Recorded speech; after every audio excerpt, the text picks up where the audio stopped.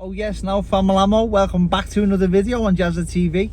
Today we're going to talk about what's next and who's next for Team Jazza. So right into it. Lee my manager called me the other day and he gave me two options. I can't say the names right now, but one of them is very exciting. Being away for a while, I've been fighting to get myself back up there and also get big names in boxing. So yeah, one of them is being offered. One of them is not a big name, one of them is a big name. So it just still goes down to what's going on behind that then. What's going on behind the scenes, which not every fighter talks about. Because they can't, because contractual issues are not all, some of them have to stay unspoken about due to contract agreements and stuff like that. So my next fight will be based on that. But if it's worth it for me, I sort of has a different outlook on boxing over the last few years, because I see how brutal the game can be, how dog-eat-dog the game can be, and how much you really are in it yourself. There's nobody else in it. There's people who are in it with you, but you sort of have to do it yourself, you know. It's like getting to heaven to meet the good Lord. You've got to go your own way, and every man for himself. So yeah, boxing has just got to be that way. And I think that making decisions that has to benefit you, which in all, like, benefits your family financially for one, and sometimes you have to take a risk. This time I did take a risk. I'm not going to go into the paces from the last fight. Was I happy? No. But did I take the opportunity because it was there and I needed the opportunity? Yes. That's why I have to sign a contract to say that I will take the opportunity, although you're not so much happy with the pace. And that's just how it works sometimes, you know. Promoters know this, and it's a business, and promoters have to make it make sense for their business too. So that just something goes part and parcel with it, you know. In life, sometimes you have to take a job because you have to provide. You have to take the jobs because it's beneficial, but in some areas and not in the others. And that's just the way boxing is. Sometimes in life you're in a position where you can say, don't want that job, it doesn't benefit me because I'm in a good place right now. So yeah, boxing can be like that. So it's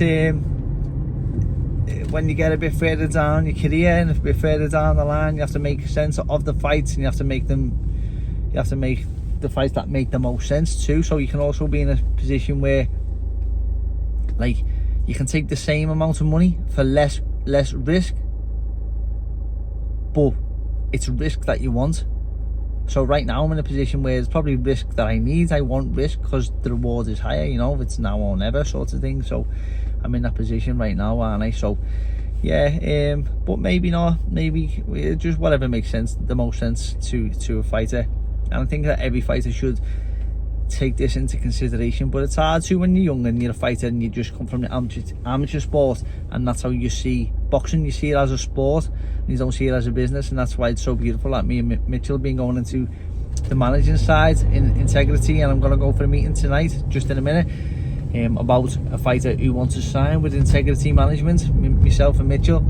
And that will be my main priority, to let him know it's a business and how dark it can be going into it. Because I do believe that well, a lot of managers don't, because they're happy just to have someone on the books and stuff like that. But if there's not much, if you've already been there and you've already experienced these things, like, what are you going to get? A manager's fee is only 10% of a fighter's fee, and a fighter starting out's not going to get that much, is he? So it's like, it's not even worth it to me anyway. And some fighters don't understand the consequences, because a lot of fighters end up, they sign for the first fight, they haven't got a high profile, so they have to get on a small hall show. Small hall shows, you need to sell a certain amount of tickets, because you need to pay for your opponent, and you also need to pay for yourself, basically. And you need to pay they have a thing now called a management slot fee, where you have to pay something like £1,000, just £800 just to get on the show as it is. So your opponent, for the 4 rounds, he's got his flight, he's got his coach's flight.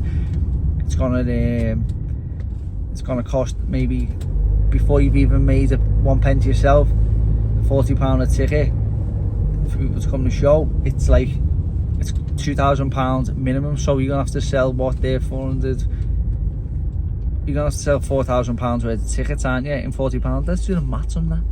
8, 16, So that's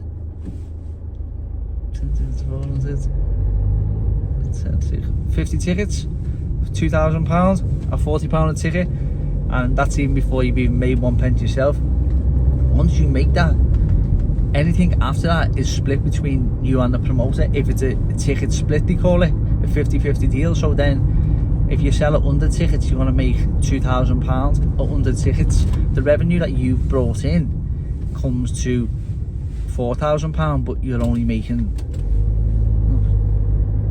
wow, I'm well off here, aren't I? Don't focus on with me, you'll end up skint. So anyway, I'm just like letting people know what it's really like behind the scenes and stuff like that. And that's why I'm excited to start the managerial company and stuff like that. Just you know, a lot of fighters get the time wasted. A lot of fighters spend 3 years in a professional game. The first year is the best year of their life. They've got all the kudos, everyone's congratulating them, everyone's made up. And then the next 2 years, it's the worst years of their life because they can't survive. You know, they're paying for the job just to have a job, and that's like boxing as a second job. It's hard enough as the primary job. So yeah, that's just boxing for you, and then you make nothing at the start, and then if you get somewhere you can make a lot. There's no in between, you know. It's not like any normal job, you know, where you go up the ladder. So yeah, that was my babble today. So thank you for watching Family Ammo.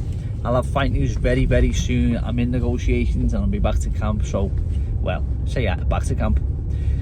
I'm still half in camp, aren't I? I'm sparring with Tasha Jonas just yesterday, and I will be again tonight.